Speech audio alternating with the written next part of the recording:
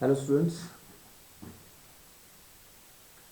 आज जो हम रिजल्ट करने जा रहे हैं वो है Cauchy's second theorem on limit of sequence. So its statement is, if xn is a sequence of positive terms, then limit n tends to infinity xn raised to power 1 by n equals to limit n tends to infinity xn plus 1 upon xn, provided this limit exists, whether finite or infinite. Is the converse to justify your answer?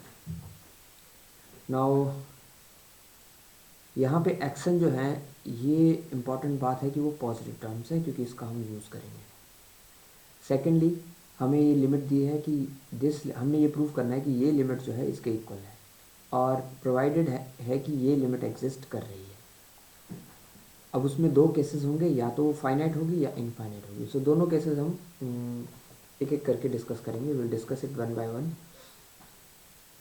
So case one is if limit n tends to infinity xn plus 1 upon xn equals to L, where L is finite. अब जब ये finite है उस case में हम limit of sequence की definition apply करेंगे कि for given epsilon, given fixed epsilon, there exist n belongs to natural number, there exist n belongs to natural number such that for all n greater than equal to n, xn plus 1 upon xn minus L is less than epsilon. Now this implies, इसका क्या मतलब हुआ, L minus epsilon less than xn plus 1 upon xn less than L plus epsilon, and this holds for all n greater than equal to capital N.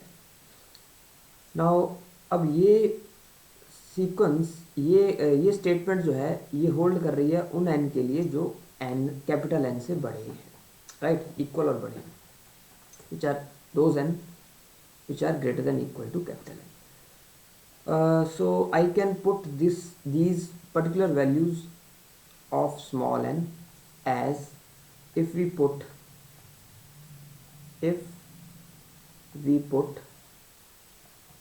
n equals to n plus 1, n plus 2 and so on up to n minus 1 successively, and multiply and multiply,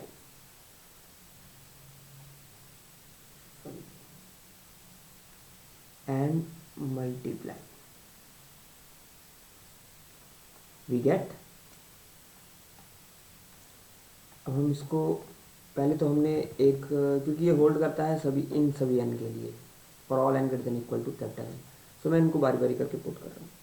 तो जब मैंने put किया तो और फिर उसको multiply किया तो फर्स्ट टर्म होगी xn plus 1 upon xn, second term होगी xn plus 2 upon xn plus 1, third term होगी xn plus 3 upon xn plus 2 and so on, और लास्ट टर्म होगी xn अपॉन xn माइनस 1। तो इन सभी को जब मैं मल्टीप्लाई करूँगा तो यहाँ पे फर्स्ट टर्म है n minus 1, sorry last term है n minus 1 minus first term है n प्लस 1। तो नंबर ऑफ टर्म्स देखते हैं मैं ये वाली कितनी है, तो उसके लिए मैंने वही फॉर्मूला अप्लाई किया जो हमने पहले भी कई वीडियोस में डिस्कस किया है कि last term minus first term plus 1, so this gives n minus capital N। So therefore अगर मैं ये L माइनस एप्सिलॉन को मल्टीप्लाई करूँगा इतने टाइम्स तो इसकी पावर कितनी हो जाएगी, L minus epsilon raise to power n, sorry n minus capital N strictly less than xn, अच्छा फर्स्ट टर्म है xn plus 1 upon xn, second term है n plus 2 upon xn plus 1, third term है xn plus 3 upon xn plus 2 and so on, और last term है xn upon x n minus one which is less than L plus epsilon raise to power again n minus capital N. तो यहाँ तक हमारा ये clear हो गया। तो हमने क्या किया, हमने इस इक्वेशन में n को एक एक वैल्यू पुट करी, पहले n फिर n प्लस वन फिर n प्लस टू और फिर उसको मल्टीप्लाई कर दिया सारी टर्म्स को। तो ये टोटल टर्म्स कितनी है, इतनी टर्म्स है। इसलिए ये अगर l माइनस वन को मैं 2 बार मल्टीप्लाई करूँगा तो स्क्वायर आएगा, 3 बार मल्टीप्लाई करूँगा तो क्यूब आएगा, इसी तरह मैं इतनी बार मल्टीप्लाई करूँगा तो पावर उतनी आ जाएगी। राइट, तो आई होप आपको ये क्लियर हो गया होगा। सेकेंडली इसमें एल प्लस एप्सिलॉन के केस में भी ऐसे ही होगा, और बीच वाली टर्म्स जो है वो हमने उसको मल्टीप्लाई कर दिया। तो this gives L minus epsilon raise to power n minus capital N less than, इसको मैं ओके एक्स एन, अब ये देखिए ये वाली टर्म्स कैंसिल हो रही है, ये लास्ट वाली टर्म इसके साथ कैंसिल हो जाएगी। तो क्या बचेगा यहाँ पे, यहाँ बचेगा x n divided by x capital N. और ये बात हमें ध्यान रखनी पड़ेगी, एक यहाँ पे बड़ी इंपॉर्टेंट बात जो मैं डिस्कस कर रहा हूँ वो ये है कि ये एन जो है small n, it is a variable n, ये चेंज हो रहा है, this is a natural number, this tends to infinity where n is greater than equal to capital N. This capital N is fixed. Suppose n is 100, then this is 100th term, and these xn is the term greater than 100. This xn is greater than 100, right? तो ये हमें समझने वाली बात है कि ये n क्या है यहाँ पे और ये n क्या है, इन दोनों में क्या डिफरेंस है। This is a fixed term and this is a variable term. ये n सभी को रिप्रेजेंट कर रहा है जो n greater than equal to 100 है, right. So this implies l minus epsilon raise to power n minus capital N is, इसको xn से मल्टीप्लाई करेंगे, xn less than x capital N l plus epsilon raise to power n minus capital N। This implies okay, तो ये हमारे पास एक terms आ गई। So this term is for all, this holds for all n greater than equal to capital N, right. अब हम ये क्लेम करेंगे कि ये वाली टर्म किसको अप्रोच करेगी और ये वाली टर्म किसको अप्रोच करेगी। तो इन दोनों को हम डिस्कस करते हैं एक एक करके। ओके,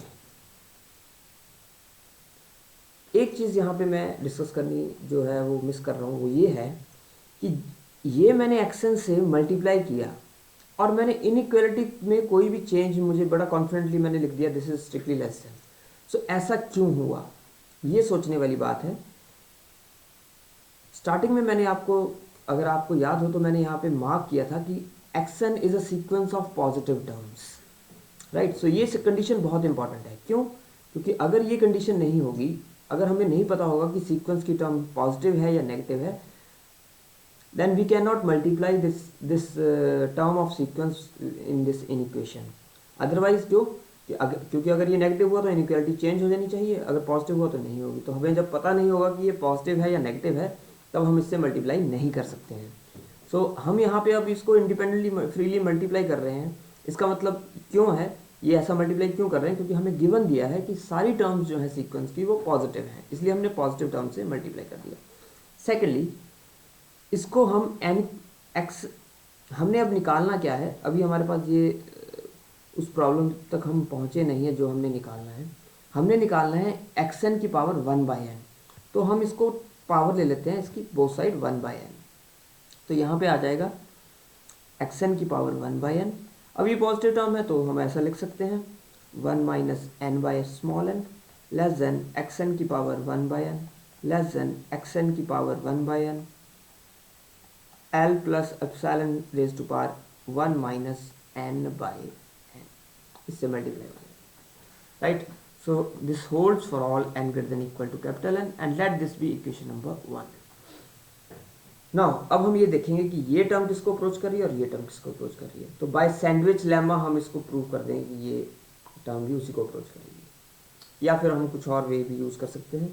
तो अभी हमें थोड़ा थोड़ा आइडिया हो रहा है कि हमें इन दोनों सीक्वेंस को ऑब्जर्व करना है हमें, right. So since I am considering this left term xn raised to power 1 by n L minus epsilon raised to power n 1 minus n upon 1 by n, this tends to L minus epsilon when n tends to infinity। ये हमें पता लग रहा है क्योंकि ये fix term है, ये कांस्टेंट है xn, और उस a raise to power 1 by n जो है वो हमेशा 1 को अप्रोच करता है जब n इन्फिनिटी को अप्रोच करे। सेकेंडली ये n अपॉन इन्फिनिटी ये भी 0 को कन्वर्ट करेगा, तो l माइनस 1 की पावर 1 हो जाएगी, तो ये टोटली किसको अप्रोच करेगा, l माइनस एप्सिलॉन को। सो हम यहाँ पे कंडीशन लगा रहे हैं सीक्वेंस की, if this sequence converges to l minus epsilon, so then by definition of convergence for given epsilon, same epsilon हमने गिवन फिक्स कर रखा है, for given epsilon greater than 0 there exist natural number n1 such that for all n greater than equal to n1, अब क्या होगा, mod xn raised to power 1 by n l minus epsilon 1 minus capital N over small n minus l minus epsilon is less than epsilon, right। अब इसको मैं अगर models को open करूं तो क्या आएगा, l minus epsilon minus epsilon less than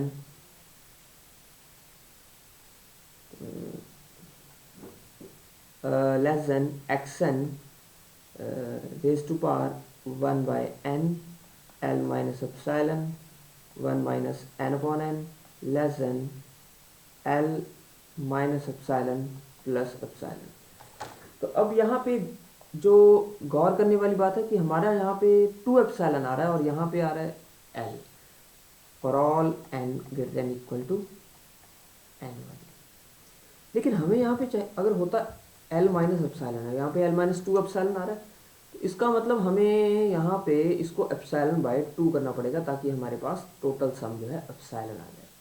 अभी अगर यहाँ पे हम एप्सिलॉन बाय 2 करेंगे तो यहाँ पे भी एप्सिलॉन बाय 2 करेंगे, यहाँ पे भी एप्सिलॉन बाय 2 करेंगे, तो हम इसको चेंज कर देंगे पूरे को ताकि हमारा रिजल्ट जो है वो ठीक रहे, राइट।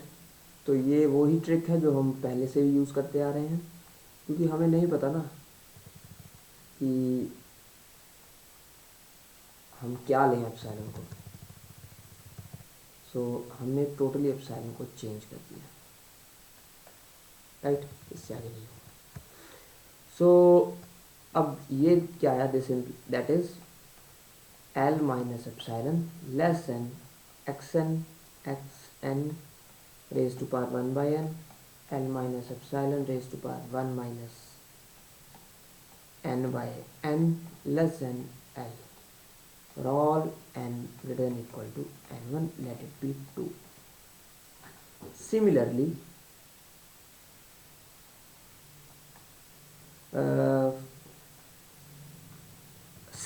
अब इसकी राइट हैंड साइड देखें, ये हमने प्रूफ कर दिया कि इस यहाँ से क्या आया। अब हम इसको चेक करेंगे कि L प्लस एप्सिलॉन बाय 2 से क्या आएगा। Similarly xn raise to power 1 by n into L plus epsilon by 2, यहाँ पे हमने एप्सिलॉन बाय 2 कर दिया है। अब इसको L plus epsilon by 2 raise to power 1 minus capital N upon small n, this will also tend to L plus epsilon by 2 as n tend to infinity। Therefore,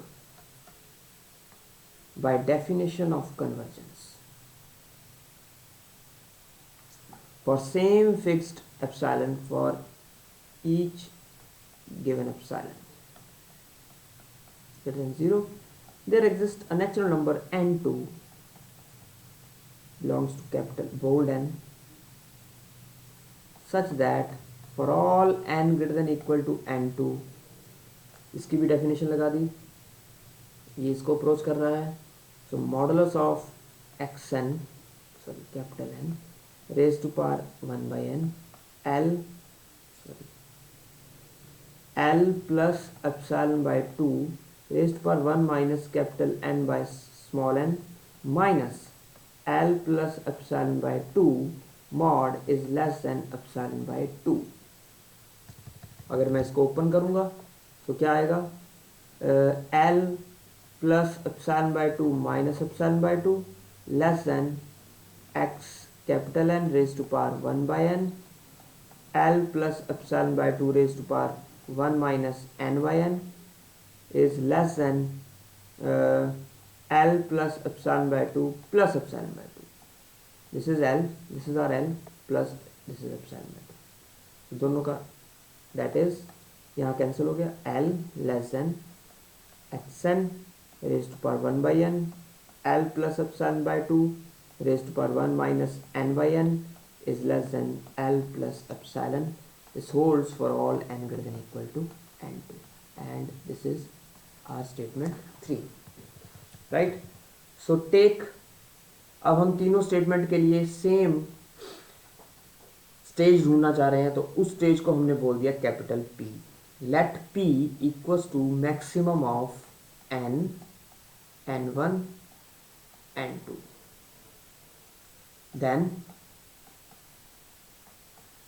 from 1, 2 and 3 we conclude that। अब मैं तीनों का combine कर रहा हूँ, देखो क्या है तीनों में। स्टेटमेंट 1 जो है वो ये है स्टेटमेंट हमारी 3।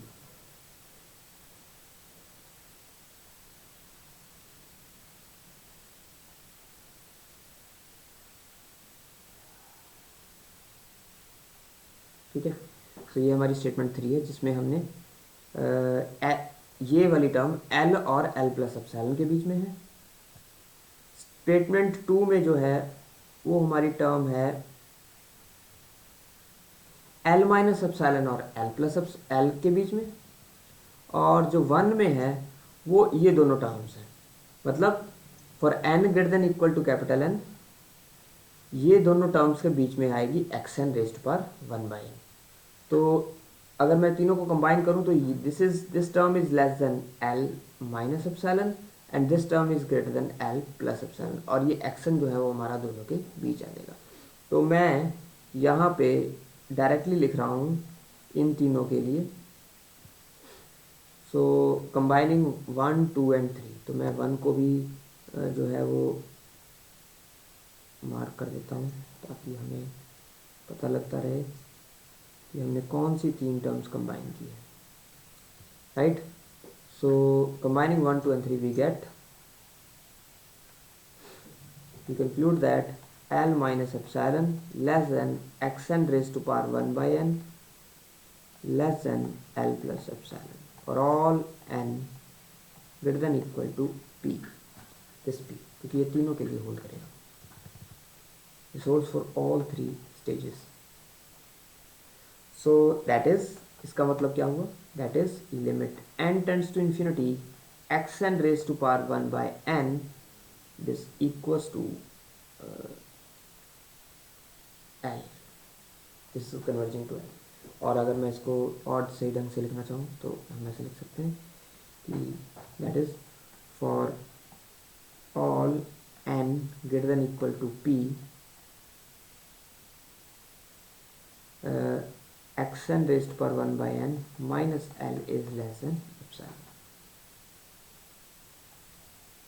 ठीक है, that is limit n tends to infinity xn raised to power 1/n is converging to L।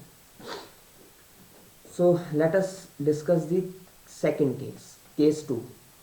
Case 2 में अगर मैं इसको इन्फिनिटी लेके चलूँ, पहले हमने फाइनाइट लिमिट ली थी, अब हम इसको इनफाइनाइट लिमिट लेते हैं।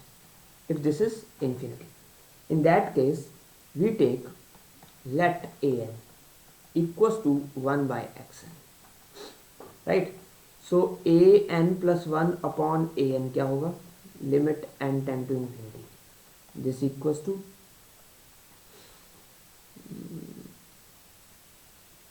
1 upon xn plus 1, 1 upon xn, limit n tend to infinity.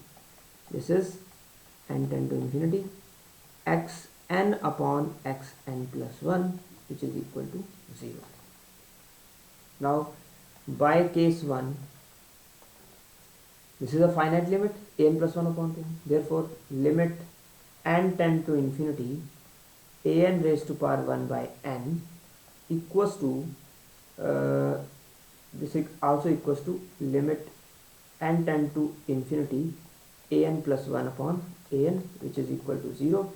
Then therefore this implies limit n tend to infinity xn raised to power 1 by n equals to limit n tend to infinity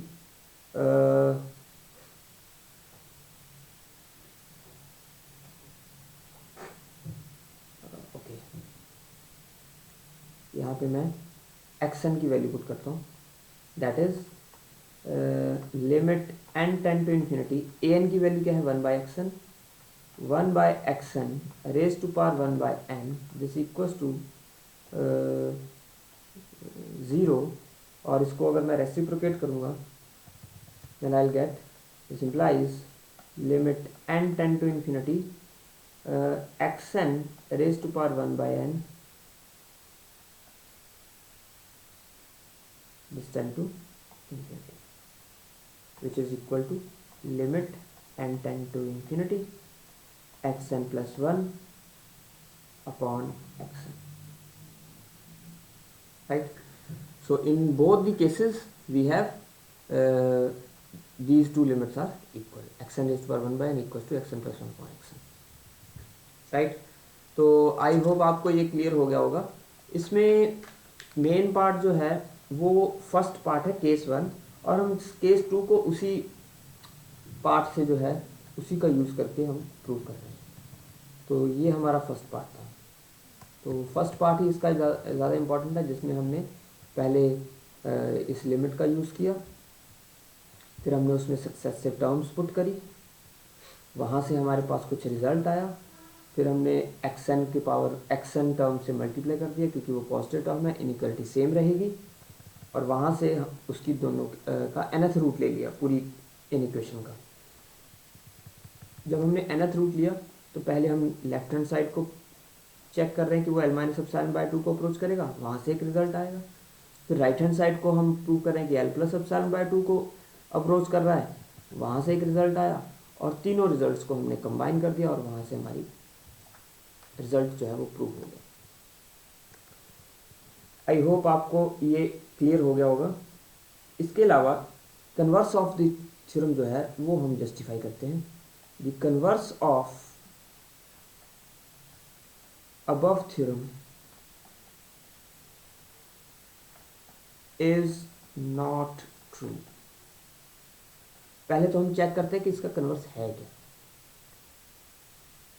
result है if xn is a positive then if xn is a sequence of positive terms, then xn raised to power 1 by n equals to xn plus 1 upon xn,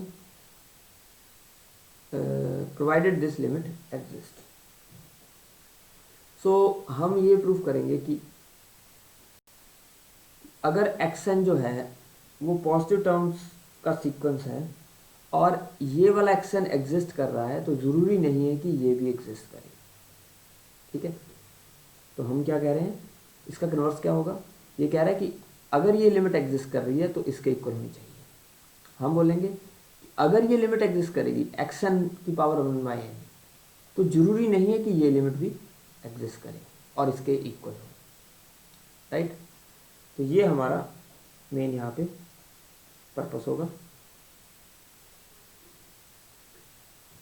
सो हम एक यहाँ पे example, counter example ले रहे हैं। Particular example है, converse not true करने के लिए हम एक काउंटर एग्जाम्पल यूज़ करते हैं जो कि इन जनरल ट्रू नहीं है।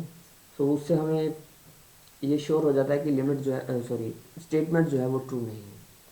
तो किसी भी स्टेटमेंट को फॉल्स प्रूफ करने के लिए हम नॉर्मली ये काउंटर एग्जाम्पल मेथड यूज़ करते हैं। So we take xn if xn equals to 2 raised to power -n plus -1 raise to power n। तो ये पावर है -n plus -1 raise to power n। So इसका xn raise to power 1/n क्या होगा? That will be 2 raise to power -1 plus -1 raise to power n divided by n, क्योंकि powers जब multiply होगी तो पावर्स यहाँ पे -1 के साथ 1/n मल्टीप्लाई होगी। यहाँ पे -1 आ गया और यहाँ पे -1 raise to power n। So इसको जब हम लिमिट लेंगे, limit n tend to infinity an raise to power 1/n, तो क्या आएगी? तो ये this will be equal to limit n tend to infinity 2 raise to power -1 plus -1 raise to power n divided by n, right. अब ये तो -1 constant है, यहाँ पे 0 हो गया, so this gives 2 raise to power -1 means 1/2।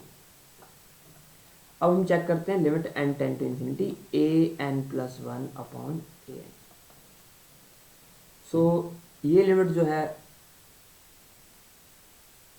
वो इसके इक्वल नहीं होगी। ये लिमिट एग्जिस्ट कर भी रही है, लेकिन फिर भी इसका, अगर ये लिमिट एग्जिस्ट करेगी तो पक्का इसके इक्वल होगी। तो ये हमारा ट्रेड स्टेटमेंट है।